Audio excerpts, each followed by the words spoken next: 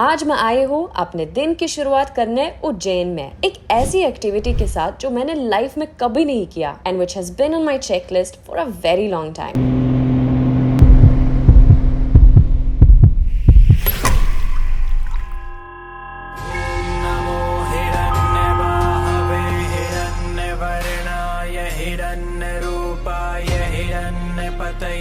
अंबिका पतय उमा पतये पशुपतये नमो नमः।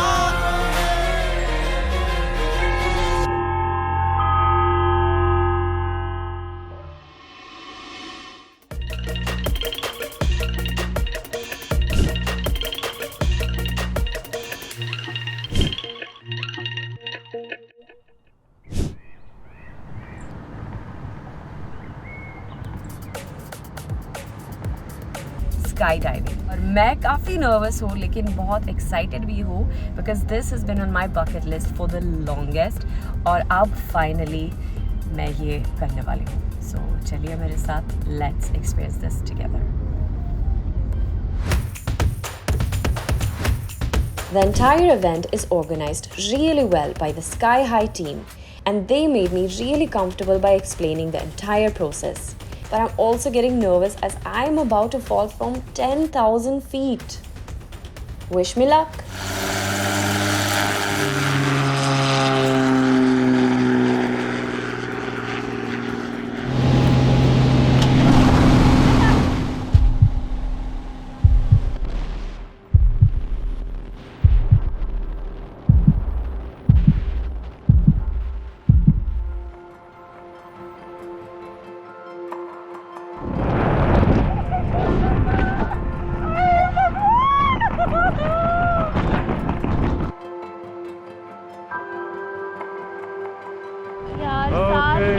Okay, right hand up, left hand pull down, left hand खींचो जोर से, ताकत लगाओ, ताकत लगाओ।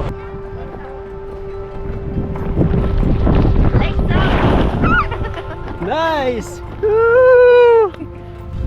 Thank you. Bye bye. I'm alive. यार सांस नहीं मिला मुझे वहाँ ऊपर, बाप रे डर लगा मुझे। Life is about those rare moments when you truly feel alive. जैसे ही मैंने उस प्लेन से जंप किया, हवाओं का स्पर्श और वो आज़ादी का एहसास, इट वॉज बियॉन्ड वर्ड्स। डर और एक्साइटमेंट का एक अजीब सा मिक्स था। उज्जैन का शहर नीचे खामोशी से देख रहा था, as if it was welcoming me to its stories. And up above, the sky seemed to embrace my laughter. Every breath felt like an achievement. Every second a celebration of life. ये सफ़र अब भी शुरू हुआ है और मुझे पता है यहाँ की मिट्टी, हवा और आसमान, they are ready to write unforgettable stories with me. Came here on the behest of MP Tourism Board. In fact, Mr. Shiv Shekhar Shukla took the leap of faith himself, came to us in October of 21. And the moment he landed, I can never forget those words. He says, when are you guys coming to Madhya Pradesh?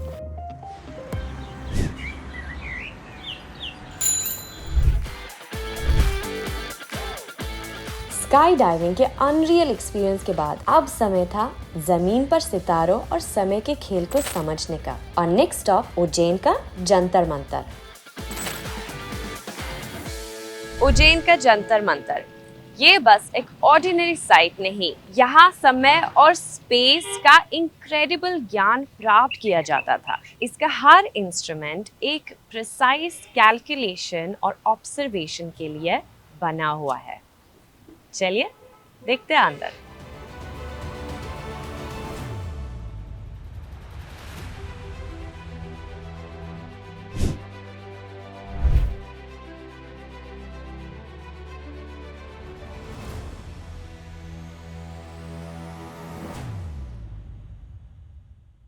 Jantar Mantar उन 5 ancient observatories में से एक है जो भारत के राजाओं ने बनाए थे और आज भी यहाँ वैदिक एस्ट्रोलॉजी एंड एस्ट्रोनॉमी की पढ़ाई होती है। ये एक ऐसी जगह है जहाँ इतिहास और विज्ञान का संगम मिलता है।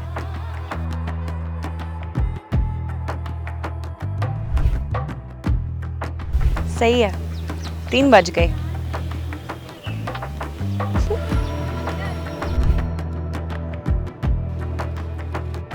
यहाँ आके मुझे बहुत अच्छा लगा, कुछ नया सीखा मैंने। और अब मैं जा रही हूँ हमारे अगले लोकेशन पे जो है त्रिवेणी म्यूज़ियम, और वहाँ आके मुझे और बहुत सारे इंफॉर्मेशन मिलेगा और बहुत सारे नए चीज़ सीख जाऊँगी मैं। So I'm excited.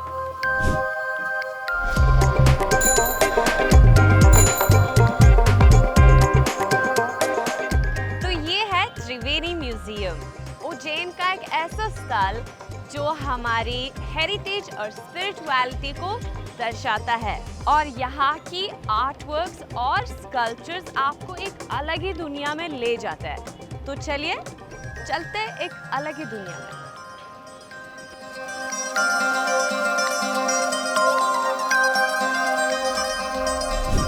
Triveni Museum was established by the government of Madhya Pradesh, Department of Culture in Ujjain in 2016. It comprises 3 galleries. The Triveni concept is based on the composition of 3 cults, particularly Shivayan Shiv, Krishnayan Vasudev Krishna, and Durgayan Goddess Durga. The stone sculptures, miniature paintings, and other materials have been displayed in these galleries.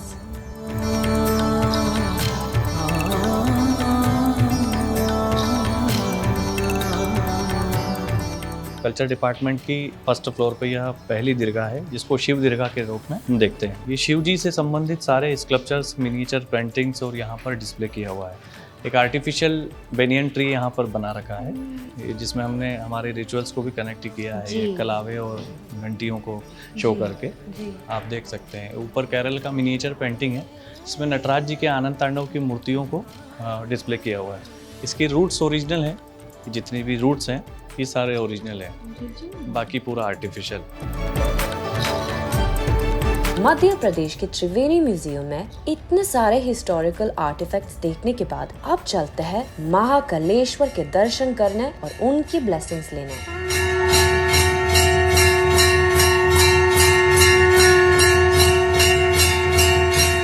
Ujjain के Shri Mahakaleshwar India के मशहूर 12 ज्योतिर्लिंगों में से एक है। महाकालेश्वर की मूर्ति को दक्षिण मूर्ति माना जाता है क्योंकि ये साउथ की तरफ फेसिंग है। ये एक यूनिक फीचर है जो सिर्फ महाकालेश्वर में ही मिलता है 12 ज्योतिर्लिंगों में से एक। यहाँ महाकालेश्वर में दर्शन करके मुझे बहुत अच्छा लगा। यहाँ कुछ तो पॉजिटिव एनर्जी है। मैं बहुत खुश हूँ कि मुझे अपनी लाइफ में यहाँ आने का मौका मिला।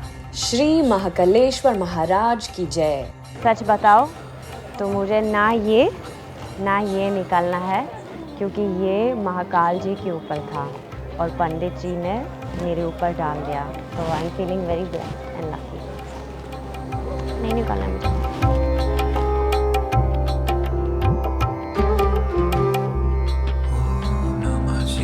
अभी मैं एक्सप्लोर कर रही हूँ महाकाल लोक कॉरिडोर। महाकालेश्वर मंदिर जाने का सफर शुरू होता है नंदी द्वार और पिंकायु द्वार से।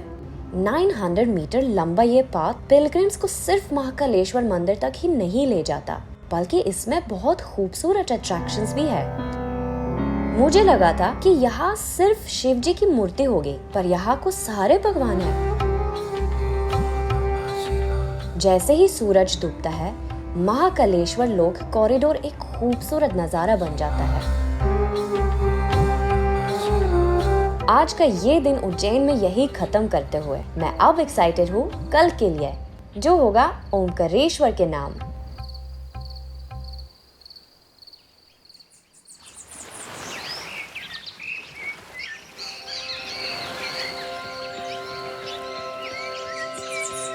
आज के दिन की शुरुआत कर रही हो ये सैलानी आइलैंड प्रॉपर्टी से, run by Madhya Pradesh state tourism development corporation, located in Omkareshwar and about 80 kilometers from Indore.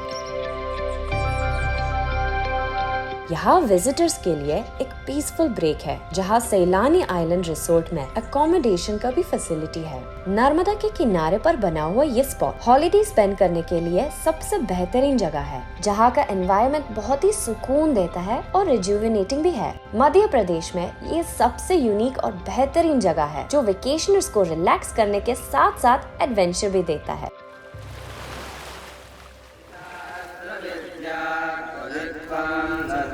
स्वपद्यं करोति मनश्चेन लग्नं गुरोरङ्घ्रिपद्मे ततः किं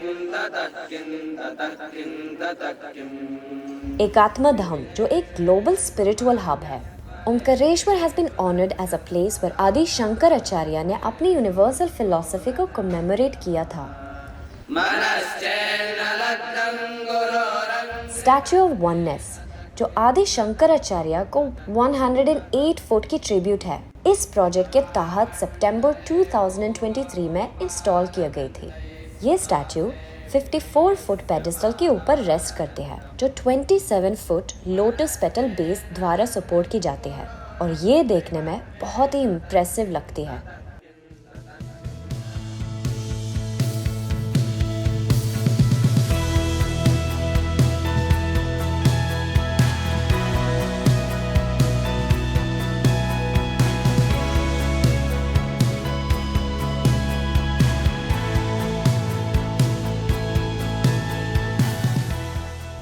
MV Omkareshwar floating solar project Omkareshwar floating solar park में है जो कि मध्य प्रदेश के खांडवा डिस्ट्रिक्ट में है। ये पार्क इंडिया का सबसे बड़ा फ्लोटिंग सोलर पार्क है। This project aims to reduce carbon emissions जो कि 2.3 लाख टन CO2 तक होगा। ये इंडिया के नेट जीरो एमिशंस 2070 तक अचीव करने के गोल को सपोर्ट करता है। मध्य प्रदेश का ये कदम इंडिया में ग्रीन एनर्जी को बढ़ावा देने के लिए बहुत अच्छा कदम है।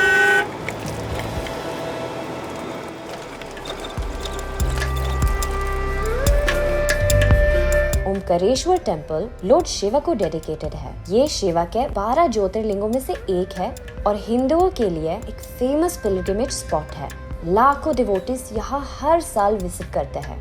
माना जाता है कि ये टेम्पल मालवा के परमारा किंग्स ने 11th सेंचुरी में बनाया था। ओमकारेश्वर आइलैंड नेचुरली ओम जैसा शेप में है जो कि एक सीक्रेट हिंदू सिंबल है। 270 फीट का हैंगिंग ब्रिज जो नर्मदा के ऊपर है ओमकारेश्वर की ब्यूटी को और भी बढ़ाता है।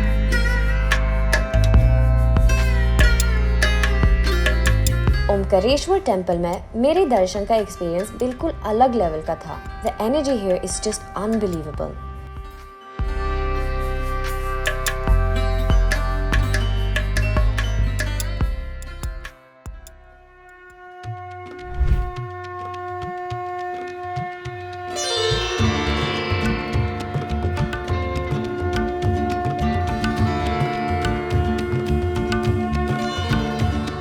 ममलेश्वर का मतलब है the Lord of immortals. Legends के हिसाब से ममलेश्वर और ओमकारेश्वर ज्योतिर्लिंगा दोनों ही एक ही सेक्रेट एंटिटी के रूप है। ज्योतिर्लिंगा को एक खूबसूरत एंशिएंट स्टाइल टेम्पल कॉम्प्लेक्स में बांधा गया है जिसके रॉक वॉल्स पे इंट्रिकेट कार्विंग्स किया हुआ है।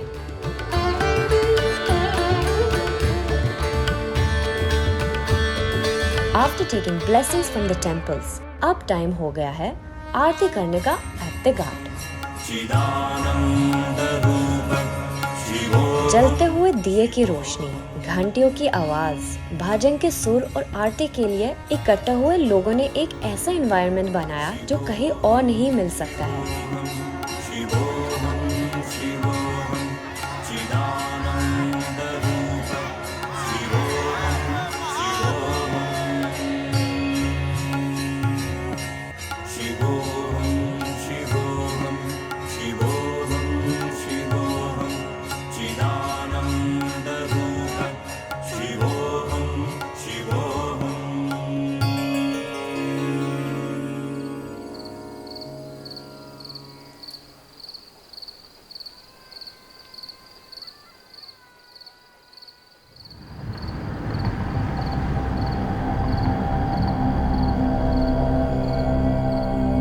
आदि शंकराचार्य जी से इंस्पिरेशन लेते हुए उज्जैन और ओमकारेश्वर के सफर को यही खत्म करती हूँ। उज्जैन और ओमकारेश्वर सच में मेरे लिए बहुत ही स्पिरिचुअली एनलाइटनिंग रहे हैं। चाहे वो 10,000 फीट से स्काई डाइविंग हो या फिर कुछ सबसे आइकॉनिक टेम्पल्स को विजिट करना हो, हिस्ट्री को रीविजिट करने से लेकर कल्चर को समझने तक, मध्य प्रदेश में सच में बहुत कुछ है करने के लिए। इंडिया विद एली सीजन 4 के इस सफर को आगे बढ़ाते हुए आइए अपने नेक्स्ट स्टॉप की तरफ बढ़ते हैं।